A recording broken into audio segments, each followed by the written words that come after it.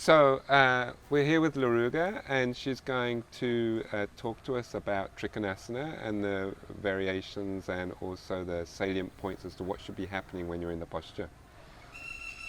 Okay, so we'll just start with inhaling, stepping back.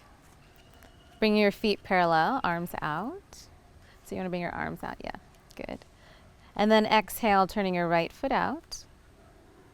But keeping the arms out and then bending at the waist and reaching for the big toe.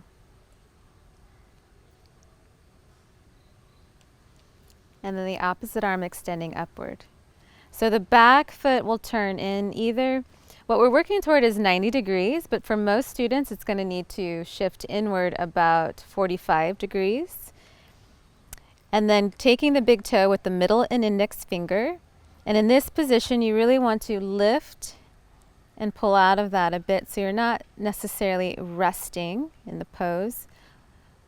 So when you enter into, also the right hip will move back as you descend into the pose.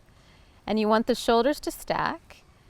And from this in this position too, kind of opening the heart a little bit, lining up the shoulders with the hip. So you're essentially what we're trying to do here is the top of the body is going to lay over the lead leg, the front leg here. Okay? And then the drishti is up toward the fingertips. So if we build from the bottom up, it's really important that the feet placement is correct. So back foot 90 to 45 degrees.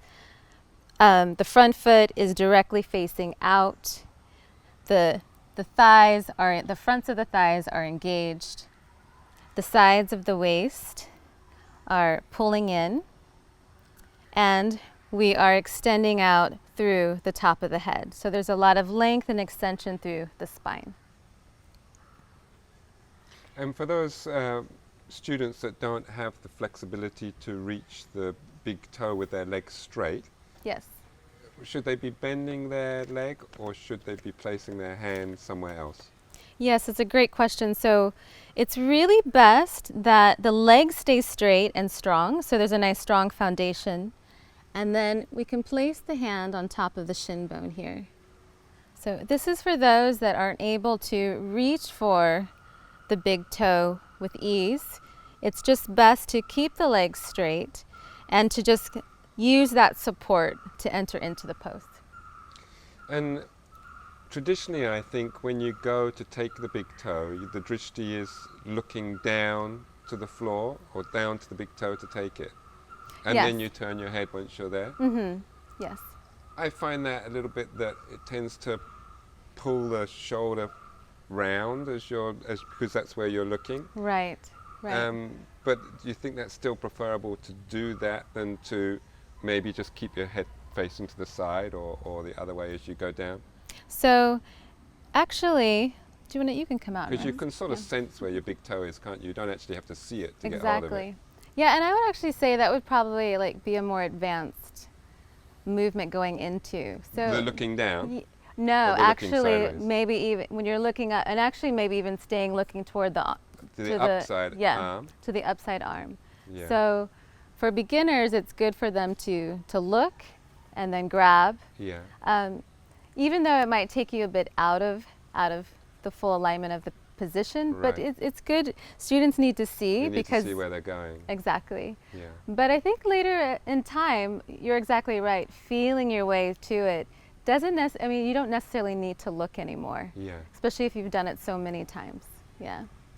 And energetically, is there a difference between holding the big toe and because Trikonasana is one of those postures that always gets brought up about, should we get everybody in this same envelope of you have to hold your big toe, or now we're saying we can also hold the shin, but there's also another option where you can just sort of place your fingertips on the floor, or so then you're supporting your body weight without actually resting on anything.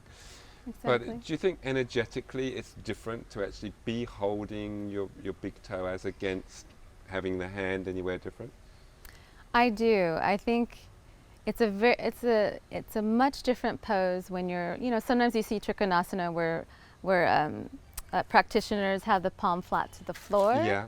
Oftentimes you'll see it like we did as a beginner, placing the palm on top of the shin bone. So what you're doing is resting and using it as support. Yeah. So when you take the big toe, you have to use the strength of your core to stay lifted and pull out of the big toe. So for me, I feel like it's a much more strengthening type of position than if you were to use the floor or the shin bone to rest. To rest on. Yeah, but it's great for beginner students when they can't take to use that support. Yeah.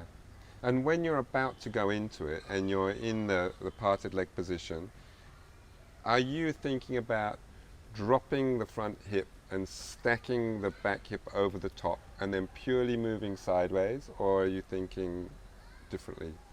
Yeah, like almost like you're trying to slide into two different, like if there are two walls on either side of me, I'm just trying to slide as best I can between the two. Yeah, and keeping everything one above the other. Exactly, and getting that really nice stretch through the upper side waist. So the waist that's facing upward, you get a nice opening through there. And with the front leg, do you feel we should be thinking about how it's rotating or where it wants to rotate to? Do you find that you want to put pressure more on the inside or the outside, or are you keeping it fairly central?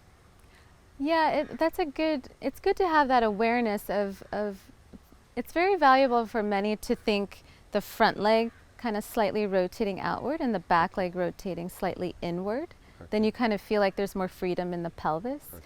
It doesn't have to be overly exaggerated.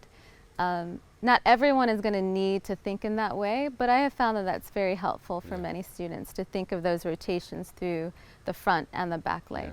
So we're not thinking of a big movement, we're just talking about a subtle energy so we don't want to actually see it rotating out. It's just like it's there, but the energy is rotating. Yes.